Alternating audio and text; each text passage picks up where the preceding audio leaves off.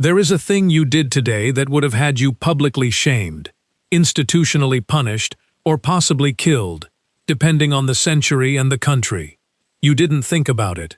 You probably did it without looking up from your phone.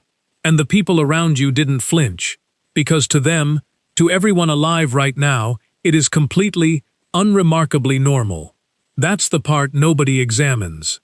Not what changed, but how. How does an entire civilization move from "this is monstrous" to "this is Tuesday"? And who decided when the line moved? Most people believe taboos exist because something is genuinely harmful. That society looks at a behavior, calculates the damage, and draws a line. That the line is rational. That when the line moves, it's because we learned something new, because we became more enlightened, more evolved, better. That's the comfortable version. The uncomfortable version is that the evidence doesn't support it. Taboos have almost never dissolved because of new information. They dissolve because of power shifts, economic pressure, accidents of history, sometimes a single war, sometimes a single technology. The behavior doesn't change. The people in charge of deciding what's acceptable change. And that distinction should unsettle you far more than any specific taboo ever could. Because if that's true, then the things that feel permanent and obvious and morally self-evident to you right now are not conclusions. They are coordinates. And coordinates shift. So the real question isn't what used to be taboo. It's what decides the boundary in the first place. Anthropologists have studied taboo systems across hundreds of cultures and found one consistent pattern. Taboos almost always cluster around things that threaten existing power structures, not things that cause the most measurable harm. That single observation rewrites the entire history of what humans have decided is acceptable. Take left-handedness. For centuries across Europe, Asia, and the Middle East, using your left hand was considered sinister. That word, sinister, literally derives from the Latin for left. Children were physically restrained. Hands were tied. Teachers struck left-handed students who reverted. It was treated, in many educational systems, as a moral failing, a deviation requiring correction. In some religious frameworks, it carried genuine spiritual threat. And then, gradually, across the 20th century, the practice of forced conversion simply stopped. Not because science intervened, not because someone proved it was harmless, but because industrialized education systems became too large to enforce it, and the labor cost of correction outweighed whatever social function the taboo had served. The hand didn't change. The enforcement infrastructure collapsed. That's what normalization actually looks like. But that's a gentle example. Go further back. For most of recorded Western history, lending money and charging interest was considered one of the most morally repugnant acts a person could commit. The church called it usury. Dante placed usurers in the seventh circle of hell, below murderers and heretics. It was a taboo enforced not just socially but legally, spiritually, existentially. The reasoning was straightforward. To profit from time itself, from the mere passage of days, was to steal something that belonged to God.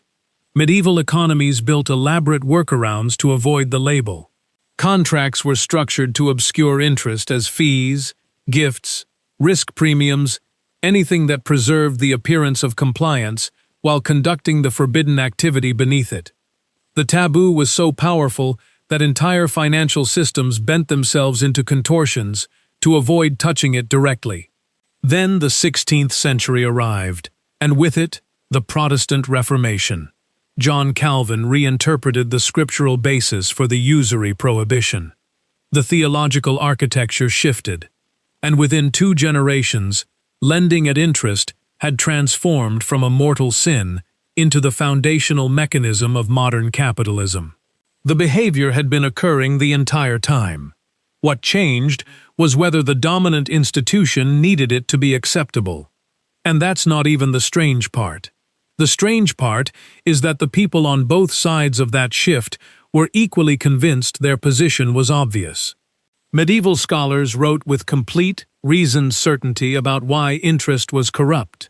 Later economists wrote with equal certainty about why it was natural. Neither group experienced their moral framework as a framework. They experienced it as reality. Which means the people who came before you, who held views you now consider obviously wrong, were not stupid. They were not morally primitive.